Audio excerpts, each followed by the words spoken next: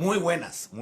Les saluda Edgardo Lacera, emitiendo pausa refrescante desde Calgary, Alberta, Canadá. Emitimos desde Calgary, Alberta, Canadá.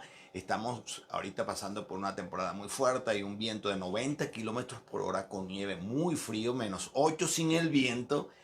A usted que está en el trópico, en Europa, donde quiera que esté, le doy la bienvenida. Y quiero hacerle una pregunta para esta reflexión, para esta pausa. ¿Qué está usted escuchando cada día? ¿Qué es lo primero que escucha al levantarse? ¿Qué tipo de palabras está escuchando? Porque sabemos, para los que llegan por primera vez a Pausa Refrescante, quiero decirles, Pausa Refrescante tiene el propósito de mostrar el liderazgo por excelencia, el liderazgo del más alto nivel. Alguien dijo hace muchos años: yo he venido para que tengan vida y para que la tengan en abundancia. Wow, eso lo dijo Jesús. Y ese estilo de vida se produce a través de la fe. La fe, dice el libro de Hebreos capítulo 11, verso 1, es la certeza de lo que se espera, la convicción de lo que no se ve. Probablemente en esta etapa que estamos viviendo de la cuarta o quinta revolución industrial, no lo sabemos, probablemente en esta etapa en la que una pandemia ha cambiado todo en esta tierra, la economía, sus proyectos, sus planes pueden haberse esfumado por razón de la pandemia actual. Es probable que usted esté enfrentando esta situación sin la fe que se requiere. Es probable que lo que usted esté escuchando todos los días sea la estadística de las personas que se infectan cada vez más y usted está temiendo por los suyos. Puede ser que la información que usted recibe sea partes negativos acerca de todo lo que está pasando y lo que puede pasar en la humanidad. Hace poco un amigo me decía, se prevé para Latinoamérica una hambruna. Y vivimos muchas veces en el temor, ese temor que transmitimos incluso a los nuestros, no apartándonos de la realidad, lo cual está muy bien escuchar informes, pero qué bueno primeramente saber cuál es la perspectiva de Dios acerca de las cosas.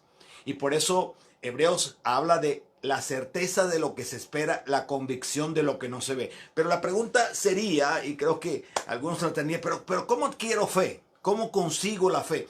¿Cómo Jesús logró hablar de esa forma, aún sabiendo lo que enfrentaría?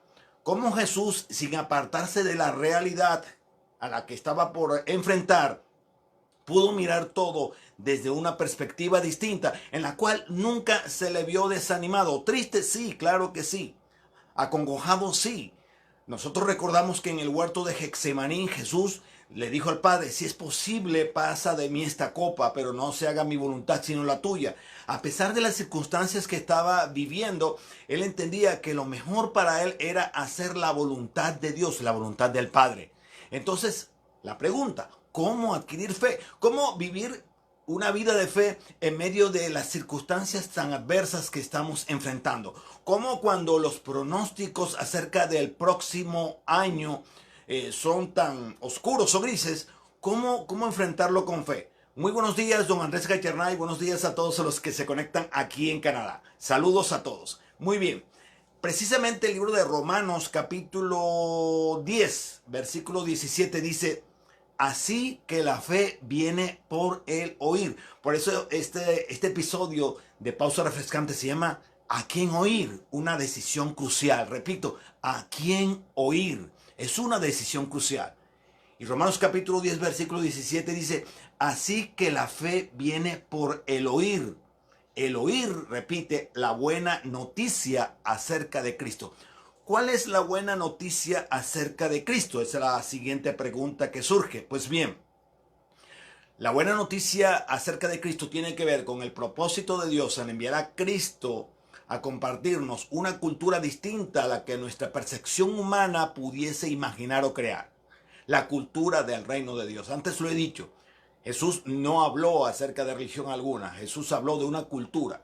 Y por eso, cuando los discípulos le preguntaron acerca de cómo orar, uno de los aspectos de la oración dice: venga tu reino. ¿Por qué? Porque se entendía que lo que Jesús vino a hacer fue enseñarnos la cultura del reino de Dios, es decir, el estilo de vida del cielo, el estilo de vida de Dios, la percepción de la vida que Dios tenía, tomando de lo invisible y haciéndolo tangible. Eso es la fe, creer, tener la certeza de lo que uno espera, la convicción de lo que no sé. Entonces la pregunta siguiente es, ¿qué está usted esperando? Usted espera con base en lo que oye.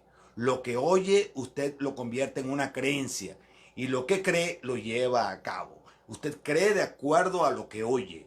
Me gusta mucho lo que dice Napoleón Hill en el libro Piense y hágase rico, perdón, porque él dice, la fe es el elemento químico más importante de la mente. Así lo dice Napoleón Hill. Dice, cuando la fe se mezcla con la vibración del pensamiento, o sea, lo que usted está pensando, la mente subconsciente, que es la que cree todo, recoge inmediatamente esa vibración y la traduce en su equivalente espiritual y la transmite. En el caso de la oración, el propósito de la oración es repetir, transmitir el equivalente, es decir, lo que pensamos, lo que químicamente producimos por razón de lo que creemos. Pero hay algo a lo cual quiero llamar su atención. Oír es uno de los verbos más comunes en la Biblia. Siempre se decía, siempre en el Antiguo Testamento se habla del hecho de que Dios le hablaba a los profetas y le decía, oye lo que te voy a decir, con el fin de transmitirlo de la manera correcta para que mi pueblo escuche. A través de los profetas, el Señor insiste a la nación de Israel que escuche su mensaje, que escuche su palabra, que escuche su guianza por el bienestar del mismo pueblo, para que el pueblo no viva desorientado. Pero lo cierto es que la vida mantiene un ruido incesante, más en estos tiempos en que la social media ha prorrumpido con ímpetu y donde creo que el 95-99% de las personas siempre tienen un device en la mano buscando información de algo, tratando de escuchar algo, tratando de ver algo, tratando de distraerse con algo o tratando de hablar.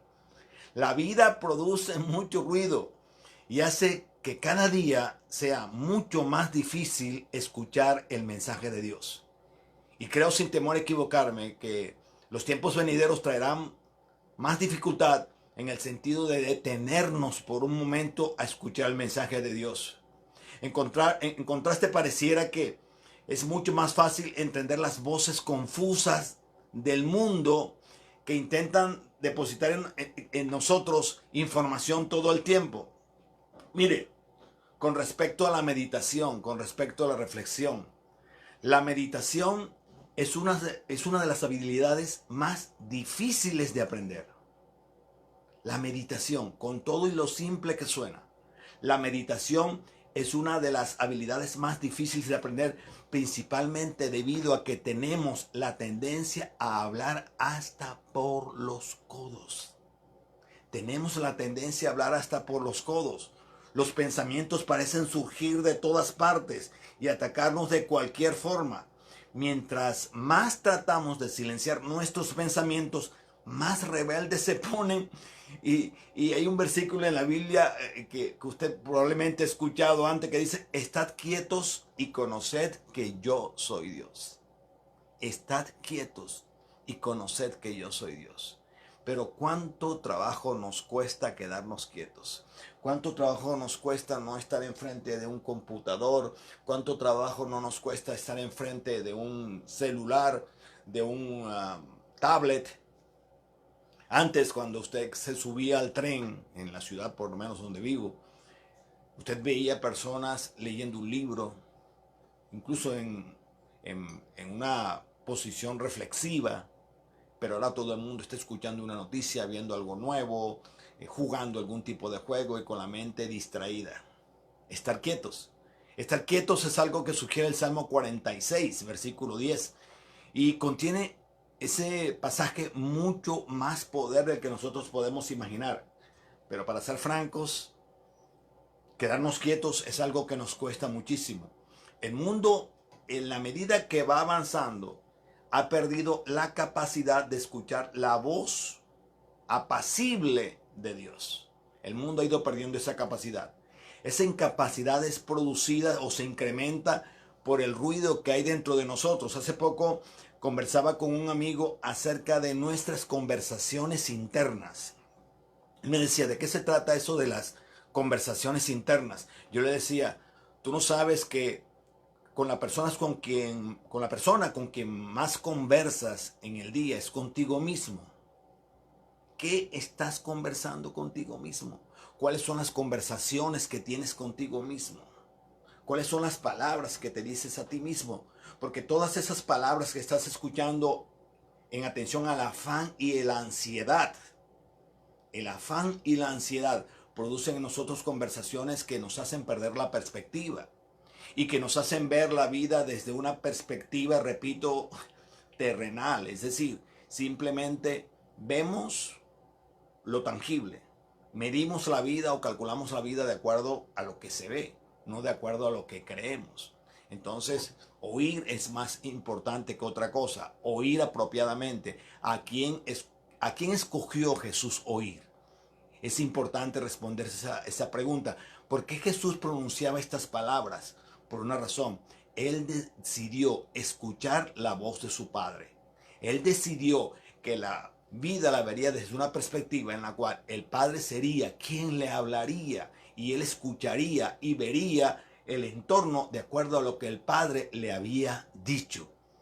El afán y la ansiedad es algo de lo cual se habla en Mateo capítulo 6, versículos 25 al 34, cuando dice que los lirios del campo se visten, Dios los viste, y cuando dice que por qué nos preocupamos por la comida, la bebida, el vestido, si Dios tiene cuidado de nosotros. Y luego da un consejo final en el verso 33, cuando dice, mas buscad primeramente el reino de Dios y su justicia, y todo lo demás será añadido.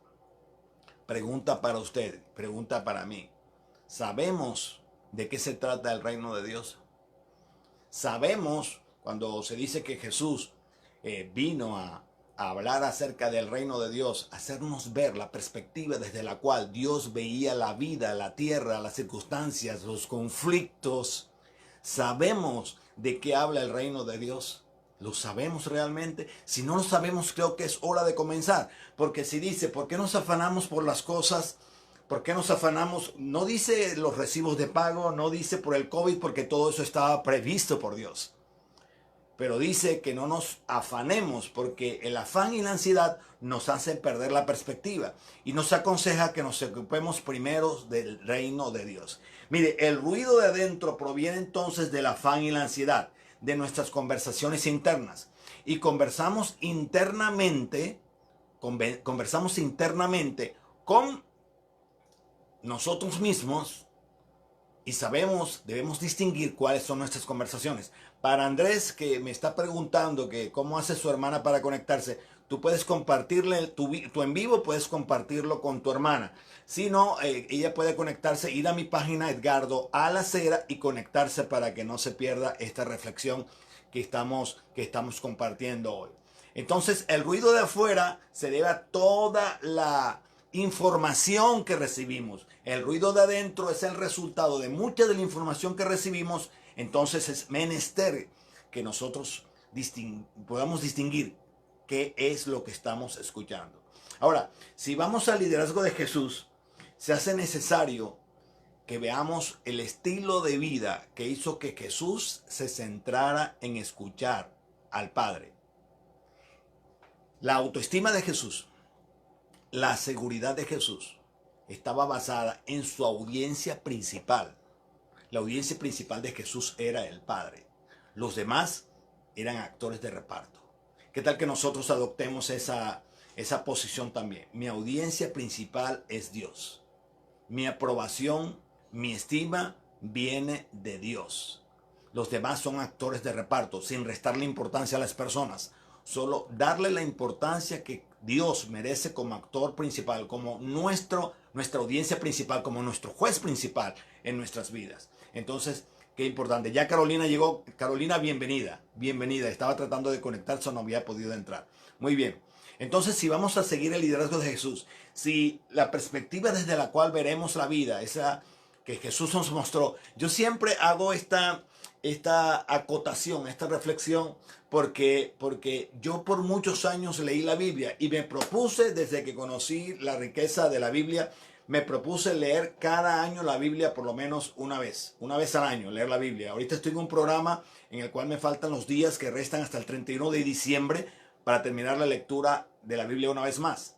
Pero estoy adoptando una nueva estrategia, leer una versión distinta cada vez para encontrar nuevos tesoros. Y últimamente me he hecho la Biblia de Maxwell, la Biblia del liderazgo, que se me perdió, la tenía por aquí, la Biblia del liderazgo. Vea la Biblia del liderazgo de John Maxwell, porque para las personas que nos gusta el emprendimiento, para las personas que nos gusta indagar acerca del liderazgo, esta Biblia tiene enseñanzas increíbles acerca del liderazgo de Jesús.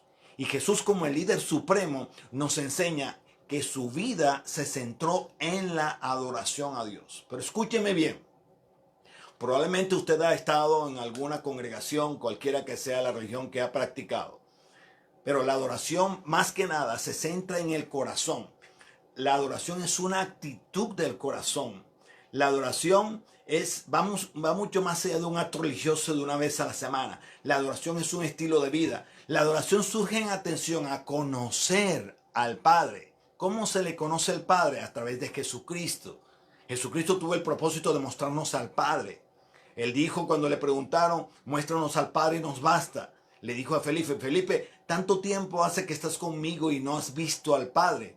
El que me ha visto a mí, ha visto al Padre. De manera que si usted quiere ver al Padre, mire a Jesús. Allí verá al Padre. Porque Jesús hizo cada cosa que el Padre le indicó que hiciese. Él no hizo nada fuera de la voluntad del Padre. Entonces, la adoración, como decía, como principio fundamental, es un acto del corazón, más que un acto religioso. En una conversación muy famosa que Jesús tuvo con una mujer que provenía de una cultura que había sido rechazada por el pueblo judío. Los samaritanos y los judíos no se gustaban entre sí. Los judíos no le hablaban a los samaritanos. Y los hombres no hablaban con las mujeres a solas. Era algo que se estableció en la cultura. Y Jesús se quedó en un lugar y entabló una conversación ocasional con una mujer en la cual, cuando ella le habla acerca de las costumbres y las leyes y todo aquello que Moisés había dicho, yo qué sé, Jesús le dice algo bien importante. Él dice, los verdaderos adoradores adorarán al Padre en espíritu y en verdad. Es decir, la adoración surge del espíritu. La adoración surge de una convicción interna de que el Padre tiene una voluntad buena, agradable y perfecta para mí. Que cuando yo estoy viendo circunstancias como las que estoy viendo, viviendo en un mundo incierto que no sabemos hacia dónde vamos, podamos decir, la voluntad de Dios para mí es buena, agradable y perfecta. Pero es que estamos viviendo tiempos impredecibles. No podemos saber si realmente Dios sabía que esto pasaría. Bueno, la palabra de Dios permanece para siempre. Por eso es tan necesario que usted conozca la voluntad del Padre, porque la voluntad del Padre se conoce a través de su palabra. Entonces, cuando usted escucha palabra, usted piensa palabra, declara palabra y crea una atmósfera en la cual, sin saber cómo va a pasar para usted. ¿Por qué? Porque todo obra para el bien de aquellos que aman a Dios. Toda circunstancia, toda adversidad, cualquier cosa obra para el bien de los que aman a Dios. Entonces Jesús termina diciéndole a esta mujer samaritana ahí en el pozo, ahí eso está en el libro de Juan capítulo 4, le dice, los verdaderos adoradores adorarán al Padre en espíritu y en verdad. Porque precisamente esos adoradores el Padre busca que le adoren. Es decir, el Padre recibe una adoración que surja, que fluya de nuestro corazón, de nuestro interior. Una adoración que sea mucho más que una ida a la iglesia a la semana, una adoración que fluye en que cada decisión que usted toma, cada acción que usted ejecute, cada cosa provenga del Padre, que usted juzgue como juzga el Padre. Podríamos decir, para tomar una definición que me encontré de adoración, la adoración es el reconocimiento directo de la grandeza de Dios expresada en alabanza y exaltación. Es decir, usted reconoce a Dios en todo lo que hace, pública o privada, donde quiera que sea. que se le ofrenda en razón de su naturaleza divina, sus atributos y sus obras, y por todo lo que Él significa para sus adoradores, para usted en ese caso. Es la plena aceptación de sus propósitos, plena aceptación de sus propósitos, confiando en que Él tendrá lo mejor para usted. Si usted hasta ahora ha tenido una concepción de que Dios es el viejito que castiga con un látigo y que castiga y que lo pone a prueba, reevalúe todo eso a través del conocimiento de la palabra. Hay un Dios de amor que siempre está atento a favorecer a sus hijos. Alguien me preguntaba con respecto a algo que pensaba, decía, Dios me puso una prueba, y una prueba muy complicada.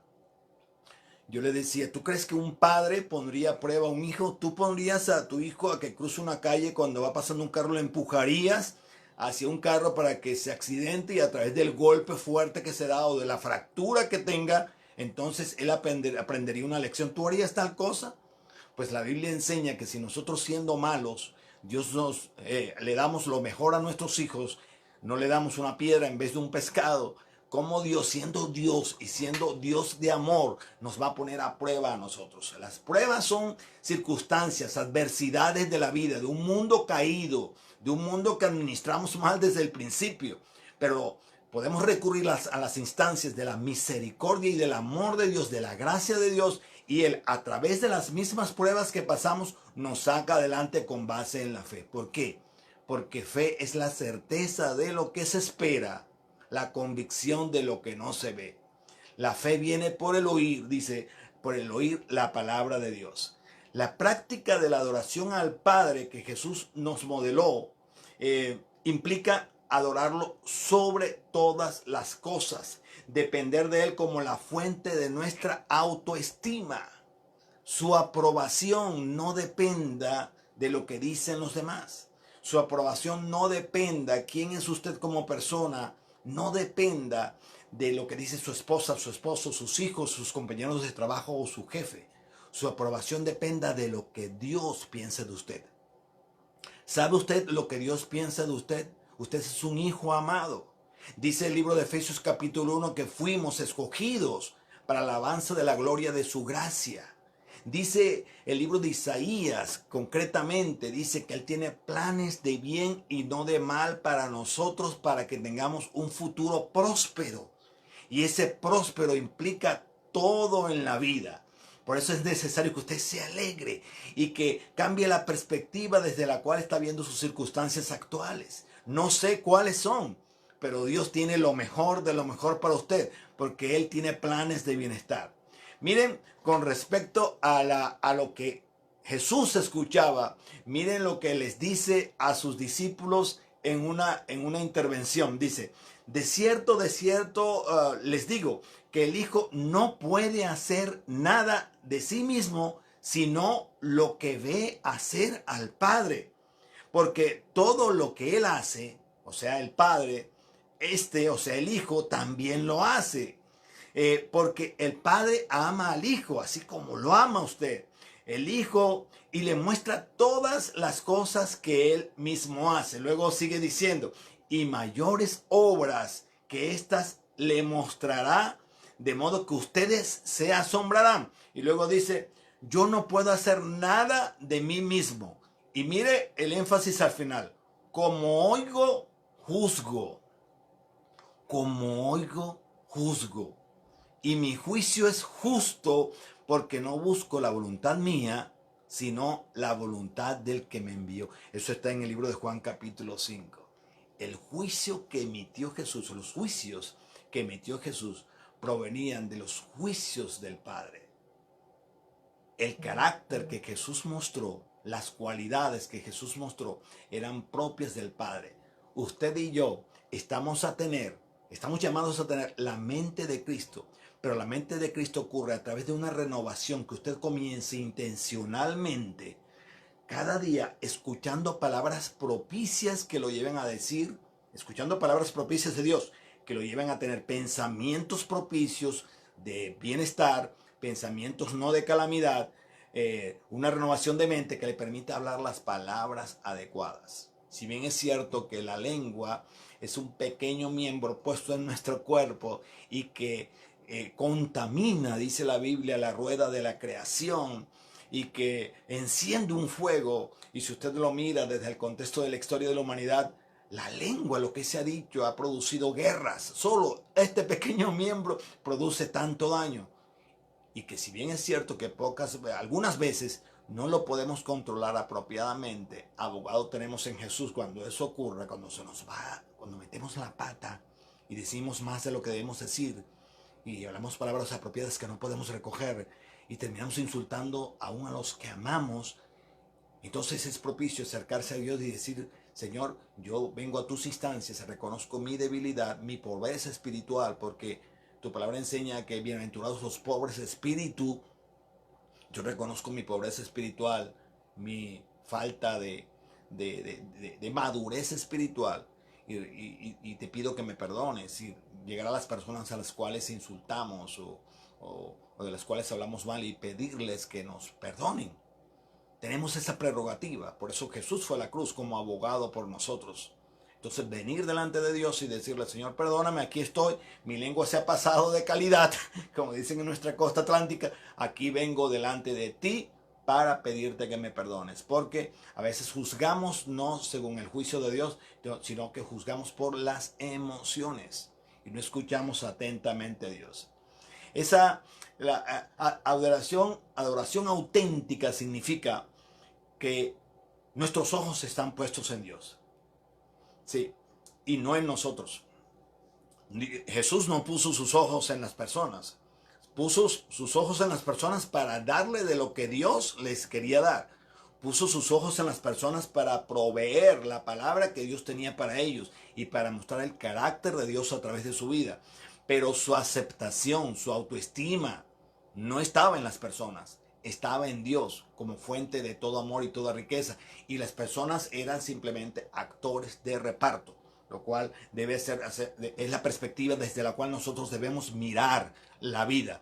No buscar la aceptación de las personas, no buscar que las personas nos califiquen, sino Dios. Dios, porque Él tiene el más alto concepto de usted. Entonces debemos elegir entre lo que debemos oír atentamente y lo que no debemos oír, ya que el oír de acuerdo al modelo de Jesús, al oír de acuerdo al modelo de Jesús, juzgaremos con justo juicio de acuerdo a la voluntad de Dios. Y así tenemos, por ejemplo, críticas destructivas. En la Biblia el equivalente podría ser murmuración. En la Biblia se habla de murmuración. Murmurar es hablar irresponsablemente de otro. Es jugar sin fundamento a las espaldas de las personas. La crítica destructiva proviene de un corazón que alberga amargura, un corazón que alberga envidia. Las personas que critican destructivamente están incapacitadas para el progreso, están incapacitadas para el cambio, y debido a que siempre están tratando de encontrar aspectos negativos en cualquier asunto, no ven la vida de una manera positiva. Hay un pasaje bíblico que se encuentra en el libro de Santiago, capítulo 4, dice: hermanos, no hablen mal unos de otros. Si alguien habla mal de su hermano o lo juzga, habla mal de la ley y la juzga. Y si juzgas la ley, ya no eres cumplidor de la ley, sino su juez. Nos hacemos jueces muchas veces. No hay más que un solo legislador y juez, aquel que puede salvar y destruir. Tú, en cambio, ¿quién eres para juzgar a tu prójimo? Buena meditación de Santiago. Excelente meditación de Santiago, la cual debemos tener en cuenta cuando ligeramente queremos juzgar a las personas.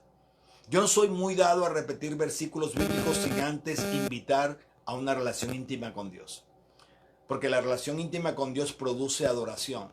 Cuando descubrimos el propósito de Dios en Cristo, cuando sabemos lo que Jesús vino a hacer, más que un simple líder humano que en 3 años afectó a la humanidad de forma impresionante, sino además de eso, cuando nos damos cuenta que Jesús es Dios y que Jesús vino del Padre y que las palabras que hablaba Jesús eran las palabras del Padre, cuando aceptamos que espiritualmente ofrece la salvación. ¿Salvación de qué?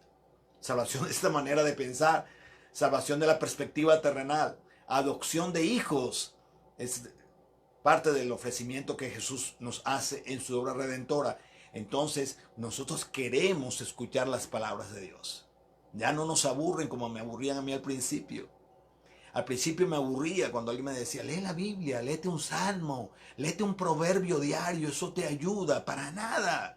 Estaba tan intoxicado por dentro que no quería, no, ni siquiera lo intentaba, ni siquiera podía. Recuerdo que en mi vida musical, cuando viajaba por diferentes ciudades y países, siempre encontraba en las mesas de noche esas Biblias de los Gedeones, que son un grupo que tiene una campaña para que la gente lea la Biblia. Gratuitamente encontraba la Biblia, podía llevármela. Y yo, queriendo con la mejor actitud aprender algo de la Biblia, leía y todo me parecía tan extraño. Claro, porque tenía pensamientos de toxicidad dentro de mí. Pero fue un proceso de depuración en el que perseveré, y esa perseverancia me llevó a amar la palabra de Dios. Amar la palabra de Dios es el propósito que logré en razón de mi disciplina. Pero todo con base en una relación íntima con su Padre Celestial. Acérquese a su Padre Celestial y dígale, Señor, estoy viviendo pensamientos de ansiedad. Usted no puede impresionar a Dios, simplemente sea honesto con Él como quien es, honesto con su papá. Padre, vengo delante de ti, yo necesito realmente encaminarme en ver la vida desde tu perspectiva. Yo necesito mirar las cosas como tú la ves. Yo necesito oír la palabra de Dios para que mi fe esté basada en la palabra de Dios y no en las circunstancias actuales. Yo necesito llamar las cosas que no son como si fuesen. Yo necesito tener esa calidad de vida a la cual tú me invitas. Porque cuando tú dijiste, yo he venido para que tengan vida y para que la tengan en abundancia, eso tiene que ver con la abundancia que hay dentro de mí para reflejarla hacia afuera. Entonces, cuando vivimos de acuerdo a la perspectiva de Dios, cuando oímos palabras de Dios, cuando hacemos como Jesús, que oímos y juzgamos según Dios, no estamos murmurando, ni tampoco estamos escuchando consejos errados. Cometemos un error si escuchamos un consejo de la persona incorrecta. Cuando escuchamos a la persona incorrecta, un mal consejo puede ser identificado porque despierta en vez de mansedumbre ira. Hace poco veía con mi esposa un show de Netflix donde una mujer tenía conflictos con su esposo y habían dos amigas. Una era una buena influencia, pero la otra era más perseverante, más incisiva, y le decía, tienes que liberarte de eso, tienes que salir de eso, tú puedes hacer esto. Y argumentando con banderas de feminismo, se apartaba de alguna manera del centro de la razón incluso, y la amiga terminó obedeciéndole, haciéndole caso a ese consejo. Usted aprende cuando usted se centra en escuchar a Dios, cuando su audiencia es Dios, cuando su consejo viene del Padre a través de su palabra. No necesita oír una voz que retumba como cuando Moisés escuchó, yo creo que fue dentro de sí, ¿no? Moisés, Moisés, como salen en las películas. Cuando usted se centra en la palabra del Padre, en escuchar los consejos, los principios del reino de Dios, entonces usted podrá distinguir los consejos errados. Por eso el libro de Santiago, capítulo 1, verso 5 dice, si a alguno de ustedes le falta sabiduría para escuchar lo correcto, pídala a Dios, Él la da en abundancia y lo más importante, y sin reproche. Es decir, Dios nunca le va a reprochar el hecho de que usted no tenga sabiduría. De hecho, puede pedirla todos los días. De hecho, yo pido sabiduría todos los días. ¿Por qué? Porque me enfrento a circunstancias en el mundo tangible, en el mundo visible. Me enfrento a circunstancias que tengo que aprender a verlas desde la perspectiva espiritual, no religiosa. Entonces, al verlas desde la perspectiva espiritual, puedo juzgar con sabiduría. Pero esa sabiduría la necesito cada día. Por eso, pídala a Dios que Él la da en abundancia y sin reproche. Asimismo, cuando usted oye la voz de Dios, cuando usted se edifica en la fe, porque la fe, repito, Romanos 10 viene por el oír la palabra de Dios, entonces usted va a poder distinguir y apartarse de las opiniones malintencionadas, que son aquellas cuyo propósito es sembrar la cizaña. La cizaña trae duda, malicia, actitudes desagradables que no nos harán prosperar nuestro liderazgo personal, nuestro liderazgo en nuestra familia, corporativo, cualquiera sea su liderazgo. Efesios capítulo 4, versículo 31 dice al respecto: quítense de vosotros toda amargura, enojo, ira, gritería y maledicencia, o sea, es decir, hablar mal, y toda malicia. Como hijos de Dios debemos recurrir a las instancias de una vida espiritual, como Jesús bien se lo dijo a la mujer samaritana: los que adoren al Padre, le adoren en espíritu y en verdad. Probablemente hasta este momento usted no ha descubierto una vida espiritual. No tiene claro qué es una vida espiritual. La vida espiritual es el sello que Dios pone en usted y que le da a Dios el derecho, el permiso para comenzar a sembrar en usted la vida de Cristo. Eso se hace a través de una oración de reconocimiento de Jesús como Señor y Salvador. Si usted está listo, yo puedo guiarle esa oración para que usted reciba a Jesús como Señor y Salvador. No tiene que ser nadie testigo, ni tiene que ir delante de un cura, un sacerdote, un pastor. Usted mismo allí puede hacerla, porque eso es entre Dios y usted. Si está listo, yo simplemente le llevo a esa oración, usted la repite y a partir de ahí puede escribirme a Edgardo Lacera, con C, Edgardo Lacera, @gmail.com, y yo le doy pautas para que siga creciendo en su vida espiritual. Ya después usted irá descubriendo el camino con base en la guianza de Dios hablándole a usted. El entendimiento de Dios en usted.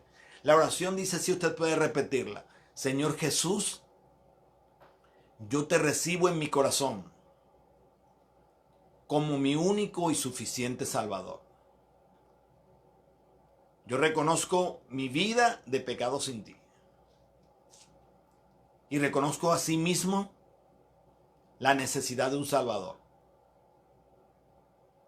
Te pido, recíbeme como hijo o hija y séllame con tu espíritu. Amén. Si hizo esa oración, escríbame. Escríbame, yo con mucho gusto le doy pautas gratuitas acerca de cómo tener una comunión con Dios.